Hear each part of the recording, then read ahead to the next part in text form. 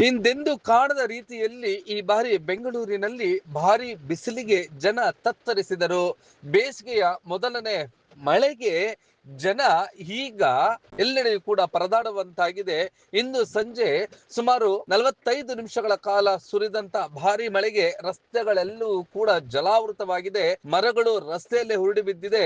ಆಟೋಗಳು, ಕಾರುಗಳು ಕೂಡ ನೀರಿನಲ್ಲಿ ಮುಳುಗಡೆ ಆಗಿದೆ. ಬೆಂಗಳೂರು ಸುತ್ತಮುತ್ತಲ ಇರ್ತಕ್ಕಂಥ ಮತ್ತು ನಗರದಲ್ಲೇ ಇರುವಂತ ಎಲ್ಲ ಅಂಡರ್ ಪಾಸ್ಗಳಲ್ಲೂ ಕೂಡ ನೀರು ತುಂಬಿದೆ. ಇದು ಆಡಳಿತ ವೈಖರಿಗೆ ಕೈಗನ್ನಡಿಯಾಗಿದೆ. ಬೆಂಗಳೂರಿನಲ್ಲಿಯೇ ಈ ಪರಿಸ್ಥಿತಿ ಆದ್ರೆ ಇನ್ನು ರಾಜ್ಯದ ವಿವಿಧ ಜಿಲ್ಲೆಗಳ ಪಾಡೇನು ಎನ್ನುವಂತ ಪ್ರಶ್ನೆ. ಇನ್ನು ಆಡಳಿತ ಎಷ್ಟರ ಮಟ್ಟಿಗೆ ನಡೀತಾ ಇದೆ, ಜಿಬಿಎ ಯಾವ ರೀತಿಯಾಗಿ ಕಾರ್ಯನಿರ್ವಹಿಸ್ತಾ ಇದೆ.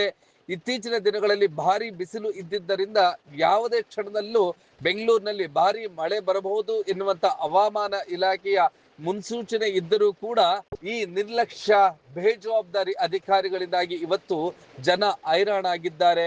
ಒಂದು ಕಡೆ ಬಿಸಿಲು ಅಂತೇಳಿ ಜನ ತತ್ತರಿಸ್ತಾ ಇದ್ರೆ ಈಗ ಮಳೆ ಬಿದ್ದಿದೆ.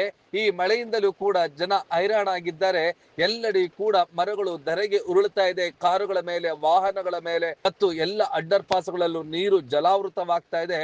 ಇದರಿಂದ ಬೆಂಗಳೂರಿಂದ ಹೊರ ಹೋಗೋದಕ್ಕೆ ಜನ ಪರದಾಡುವಂತ ಪರಿಸ್ಥಿತಿ ನಿರ್ಮಾಣವಾಗಿದೆ. ಎಲ್ಲೆಲ್ಲಿ ಯಾವ ರೀತಿಯಾದಂತ ಮಳೆ ಆಗಿದೆ, ಮರ ಗಿಡಗಳು ಮತ್ತು ಕಾರುಗಳ ಮೇಲೆ ಬಿದ್ದಿರ್ತಕ್ಕಂಥದ್ದು, ಕಾರುಗಳು ನೀರಿನಲ್ಲಿ ಸಿಲುಕಿರುವಂತದ್ದು, ದ್ವಿಚಕ್ರ ವಾಹನಗಳು ನೀರಿನಲ್ಲಿ ಕೊಚ್ಚಿಕೊಂಡು ಹೋಗ್ತಾ ಇರುವಂತದ್ದು, ಎಲ್ಲ ದೃಶ್ಯಗಳನ್ನೊಮ್ಮೆ ನೋಡೋಣ ಬನ್ನಿ.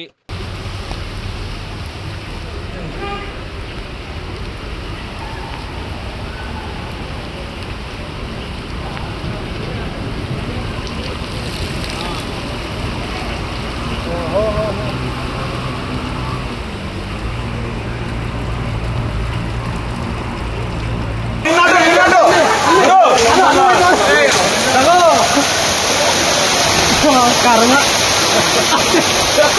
नहीं लेगा वो नहीं लेगा बच्चा ले चप्पल ले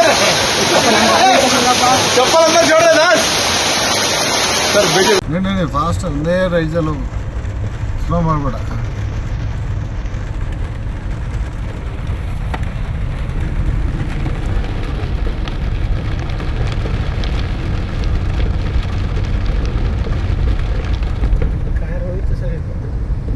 ಮುಳುಗ್ಬಿಟ್ಟೈತೆ.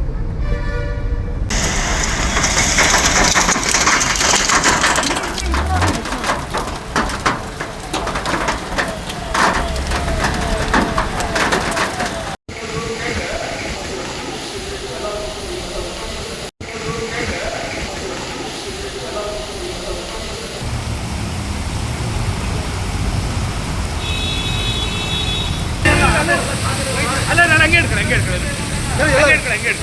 ಜಾಗ ಬಿಡಿ ಅವ್ರಿಗೆ, ಪಾಪ ಜಾಗ ಬಿಡಿ ಸರ್. ಜಲ್ದಿ ಜಲ್ದಿ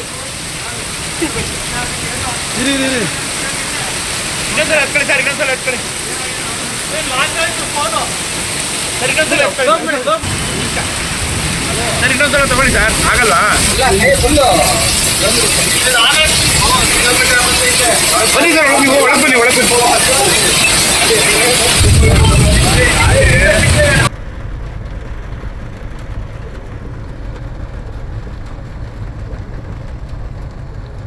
ಕಾರ್ಗಿರ್ ಮೇಲೆ ಬಿದ್ದಿದ್ರೆ ಏನಪ್ಪ ಆಗುತ್ತೆ?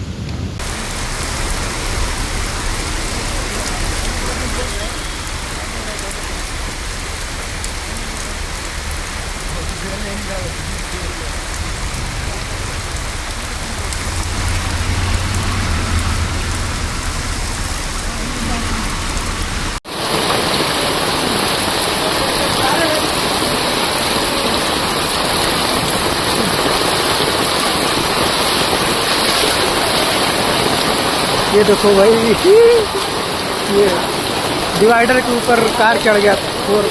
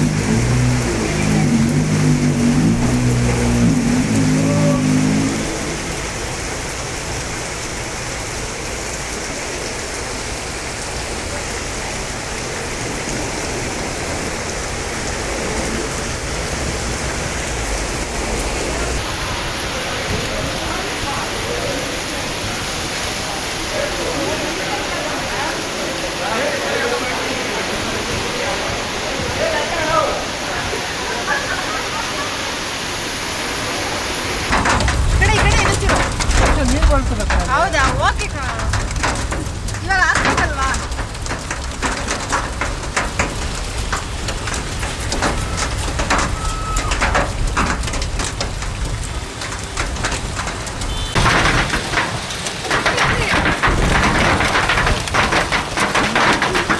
ಪ್ಯಾನ್ ಮಾಡಿ.